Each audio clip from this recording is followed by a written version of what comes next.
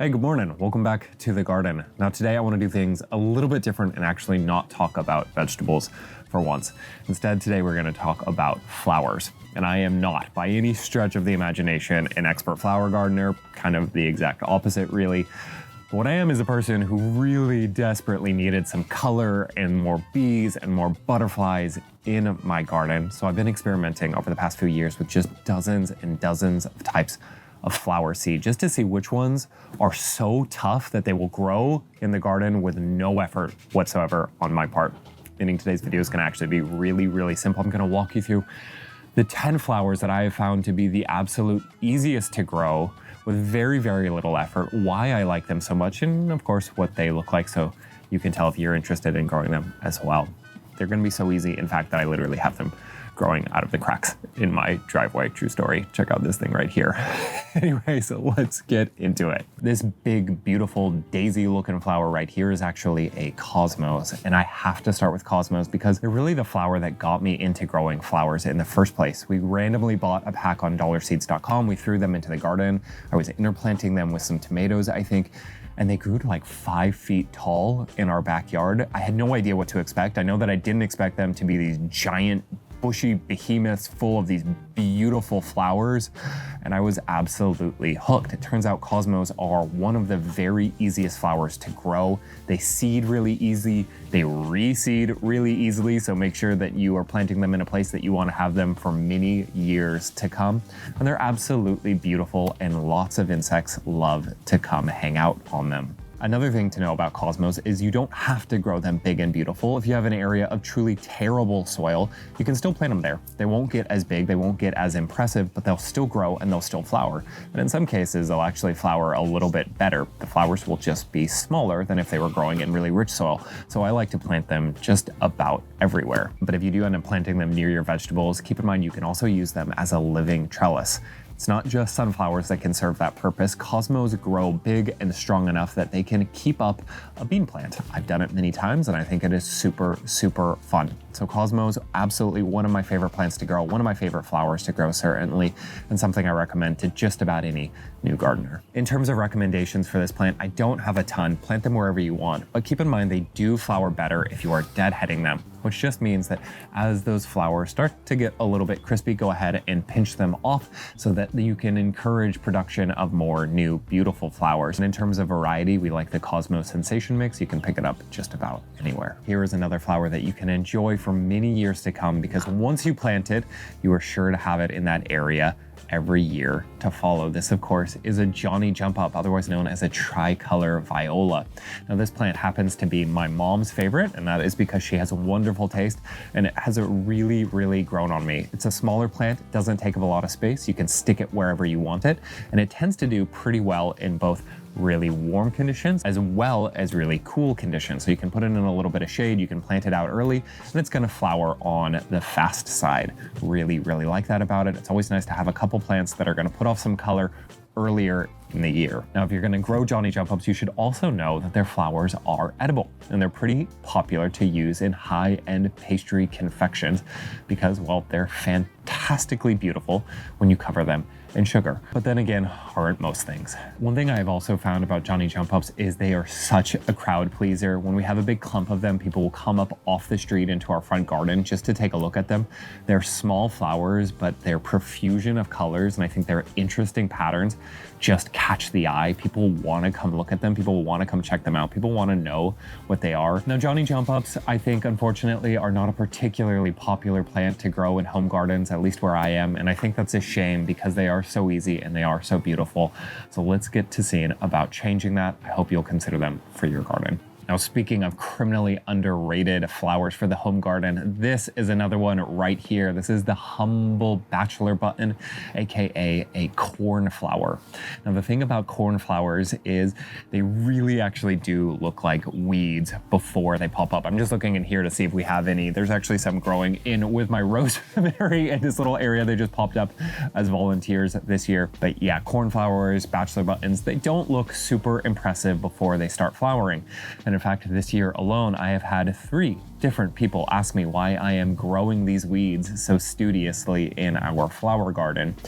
But once they do start flowering, they are magnificent. There's something just very casual and appealing and beautiful about the humble bachelor button. It looks like it belongs in a cottage garden. It looks like it belongs in a wildflower garden if that's what you're going for, despite the fact that they start out a little bit on the ugly side.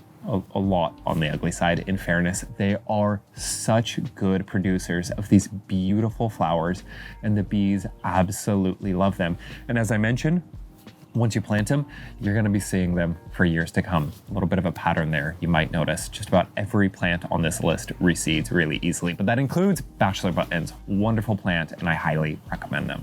One more thing about bachelor buttons before we move on. I can't not mention this. Bachelor buttons are actually found to contain a high level of a particular compound that attracts a parasitic wasp that preys on the cabbage moth. Meaning, if you are growing lots of things like cabbage or broccoli or other plants in that same family, it's a good idea to plant them around bachelor buttons, because that parasitic wasp is going to help you keep down the population of the cabbage moth. And if you're anything like me, that is going to be the most annoying pest in your cruciferous garden. I mean, as if we really needed another reason to plant the beautiful bachelor button. Now, before we move on, I do have a bit of a favor to ask. If you are enjoying this video, if you are finding it informative on your flower making decisions, would you mind just hitting the like button for me real quick? That one little action actually makes such a big difference to the success of these videos, make sure lots more people get to see them. And I just genuinely, I really, really, truly appreciate it. Thank you so much for supporting the video and for supporting our channel. Really, y'all, I really appreciate it. Thank you.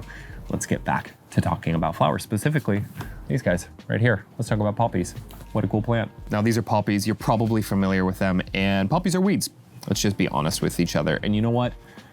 I think that is awesome, because they don't just look a little bit like weeds when they're first coming up, they actually grow like weeds and they reseed like weeds. At least in my area, there's no other plant that is more likely to show up again wherever you plant it the following season than poppies. They do such a phenomenal job of creating their own space in your garden without really being a bother. They're just such a cool, whimsical, easy to grow plant.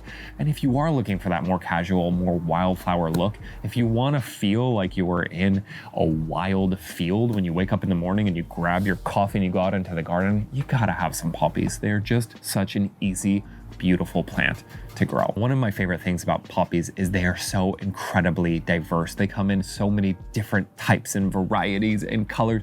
And because they are such a prolific seeding plant, those seeds tend to be really, really cheap. So you're not gonna feel bad about going out and buying 5 different packets and just sowing them wherever you feel like it and seeing which comes up and seeing which varieties, which colors you like best. What can be better than that? Of course, I have no particular care tips with regards to poppies because they're poppies. They're just gonna grow. I don't think they need any care tips, but I will say that if you were in a hot climate like ours, they tend to start flowering very, very early, which is wonderful. In fact, they're just about the earliest flowering plant that we grow. They also tend to start losing their luster and stop flowering pretty early in the season. So you're gonna wanna plan accordingly. You're gonna wanna make sure that you have something else to flower in that area when they start to wane. You can kind of see already that most of ours are pretty much just going to seed. They're still nice plants. They're just not as beautiful as they were about, 3 weeks ago. Just plan accordingly.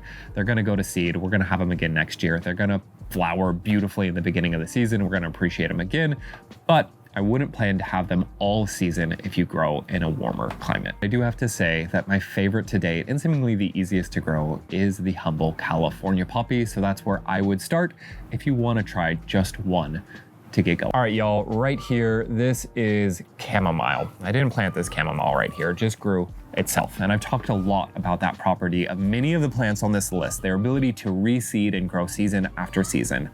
But in my experience, absolutely none of them compare to chamomile in terms of the ability to reseed and cover an area after planting just 1 or 2 in the first season. This is a weed. Chamomile is a showy, beautiful, pleasant, wonderful weed. In fact, what I have started doing is just grabbing our volunteer plants from our main garden early in the season and just planting them in the areas of our garden that I don't know what to do with yet. The areas that are getting a little bit weedy, well, I put chamomile in them, knowing that next year, the chamomile is very likely to choke out all of those other more noxious weeds. It works really, really well because while chamomile flowers don't last all that long, they put off a ton of seeds, and they're a fairly pretty plant even when they're not flowering. At least I like them. Chamomile is such an easy flower for me to recommend. I love having it on this list because of course it's edible. You can make tea out of it. Everyone already knows that.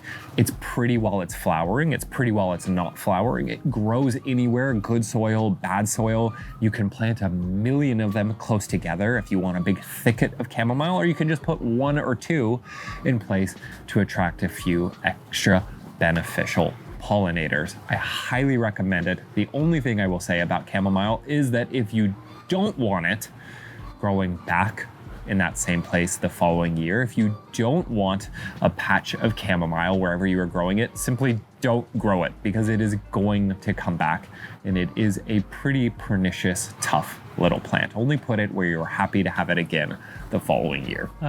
Sunflowers. What do you even say about sunflowers?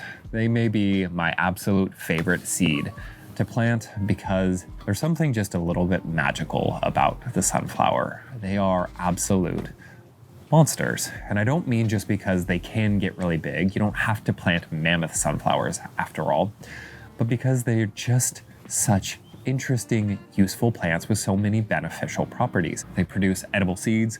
Of course, they produce edible oil. Sunflower oil is extremely nutritious. It's a wonderful plant if you want to be able to grow a little bit of your own oil at home. I'm experimenting a little bit with that myself this year.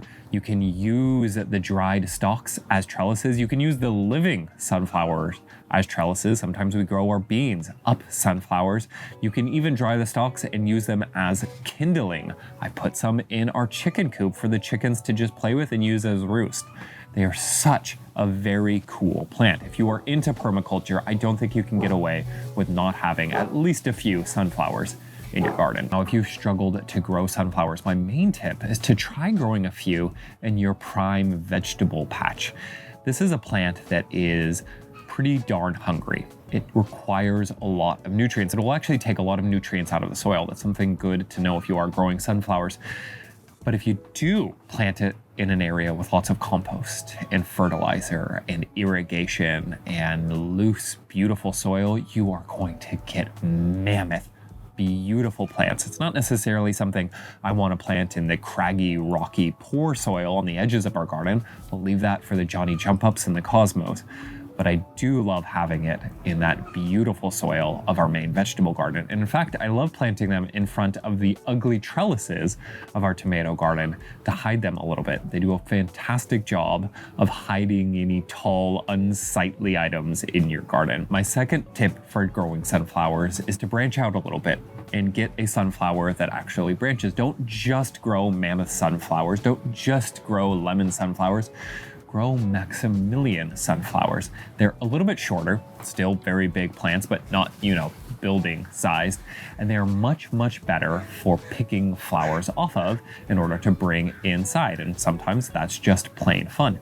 Plus, the pollinators absolutely love them, and they tend to be a little bit hardier and a little bit easier to grow. They can even be perennialized. Longtime viewers of the channel may remember me complaining about this very flower right here. This is a nasturtium, and everyone recommended that I grow nasturtiums, and I couldn't stop complaining about how I really couldn't grow them. They were just a tough plant for me for whatever reason. Then finally, a viewer made a comment in the description of one of my videos that, hey, you've mentioned on your videos quite a few times that you grow in a really warm climate with really, really hot days during the summer. Have you tried putting your nasturtiums in a cooler spot? So I moved a few to the shade. That's actually not quite right. My toddler planted a few of his in the shade, including this one next to the dawn redwood we have right here. Another really cool plant, by the way. This is a dawn redwood from China. I'm absolutely fascinated by this plant. Anyways, I digress. My toddler put one in right here last year at some point, and it's just growing. It's just growing and growing and growing and growing. And what I have found is that if I put my nasturtiums a little bit out of the main sun of our main garden, they thrive. If I put them out of the really prime, rich soil of our vegetable garden and a little bit into that rockier, craggier, worse, less nutritious soil on the edges of our garden, they thrive. So that is my recommendation. Take your nasturtiums, and if you live somewhere hot, put them in a bit of shade, and don't grow them in your main garden. Don't grow them in that prime patch, like I said with the sunflowers. Put them on the edges. They seem to do a lot better there, and they are a really fascinating, beautiful plant. My only other tip with nasturtiums is give them a little bit of room, because once they do get going, they really get going. And I have found that while they're not too super aggressive, they can choke out some smaller plants a little bit. They do become a little bit of a vining flower. Beautiful, but you know, a little bit difficult for those smaller, more fragile plants to compete with. It's not something that I would plant right next to a smaller pepper plant, for instance. So give them a little bit of space, put them in some poor soil, put them in a touch of shade, and I think you're going to be very, very happy with the results. Oh, and nasturtium flowers are edible. They're not really to my taste, to be honest, but hey, something to experiment with if you are looking for an edible flower garden. This beautiful yellow daisy-like flower is a relatively new addition to our garden. We only started growing them last year, and they are an instant hit. I am so very glad that we added them to our main vegetable garden. And the reason is, more than any other plant that I have ever grown, in my area at least, these do the best job of attracting bees, particularly bumblebees. Absolutely beloved by the pollinator insects in our area. It's one of the only plants, in fact, that I have seen that can compete with things like lavender and rosemary when they are flowering in order to attract those pollinator insects. They really, really do a beautiful job of not just beautifying your area, but making it a more productive vegetable garden. Now, the one thing to keep in mind with Black-Eyed Susan is there's a lot of varieties, a lot of types of Black-Eyed Susan. This is the Hirta species here. That's mainly what we grow, and it's a fairly low-risk option. There are Black-Eyed Susans that are perennials and fairly aggressive perennials, so just make sure you're doing a little bit of research and that you're getting the type that fits your needs. You don't want to put one in and regret it taking over your garden space in the following years. Tell you what, zinnias, these guys right here really, really surprised me. When I bought them, I assumed that this was just going to be one of those plants that I would never grow again because they look like they would be difficult to grow. They look like something you would have to purchase in an expensive bouquet. They have these big, showy, beautiful, complicated, ruffled flowers. You know, they don't look like a poppy. They don't look like something that's just gonna grow on its own. But they're actually really surprisingly easy to grow. They're surprisingly easy to seed. I mean, look at this big seed. It's kind of nice to plant something that is easy to put in the ground versus those teeny tiny little poppy seeds. They're an easy plant to grow that actually looks pretty dramatic in the garden. So if you want something to elevate, that's a word that we always see on HGTV and that me and my wife can't help but laugh about whenever we hear it. If you want to elevate your garden, I think zinnias are a phenomenal choice. My absolute favorite type of zinnia to grow is by far the California Giant. Like the name implies, they are big, they are beautiful, they are easy to grow, and they're super, super showy. So go out to Walmart, go to your local garden store, grab a packet of California Giants.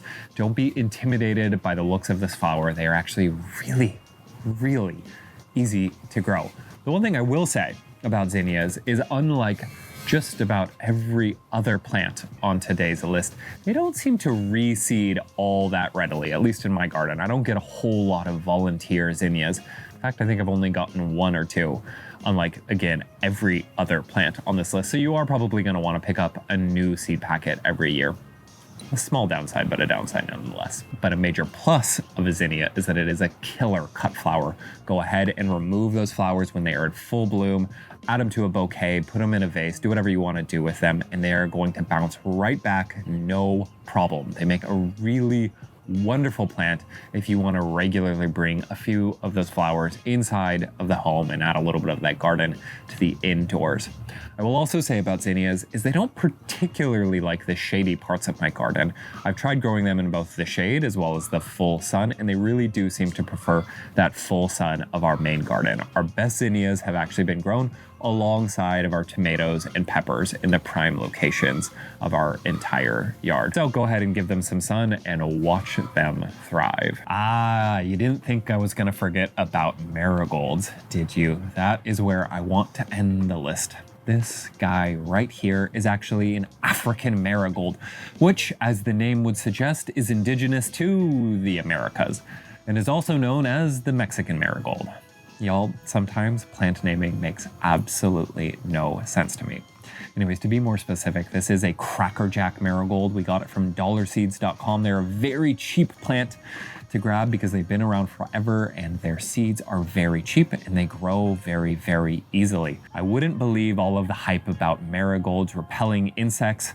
Doesn't matter if it is a French marigold, doesn't matter if it's an African marigold. The idea that they're gonna repel insects in any quantities in your garden is mostly just a myth, but we can talk about that another day. But what they do is grow easily and grow beautifully and attract lots of beneficial pollinators to your garden. But the main reason that I love our African marigolds, our crackerjack marigolds, the main reason that they are on this list is because they do wonderfully in high heat. This is a plant that thrives even during the mid-season of our summer. It's not going to wilt, it's not going to die, it's just gonna keep on flowering. And if you grow it somewhere with some nice soil, you don't have to do that, but if you do, you're gonna get actually very, very large and branch out. They have these crazy lateral root systems that do a really, really good job of drawing nutrients even from fairly shallow soil. And they're gonna grow huge and beautiful and showy, and everyone loves marigolds. Let me know in the comments what are your favorite dead simple flowers to grow in a home garden. I would love to hear from you. And of course, I hope that you will join us on the next one. And until next time, happy gardening, y'all.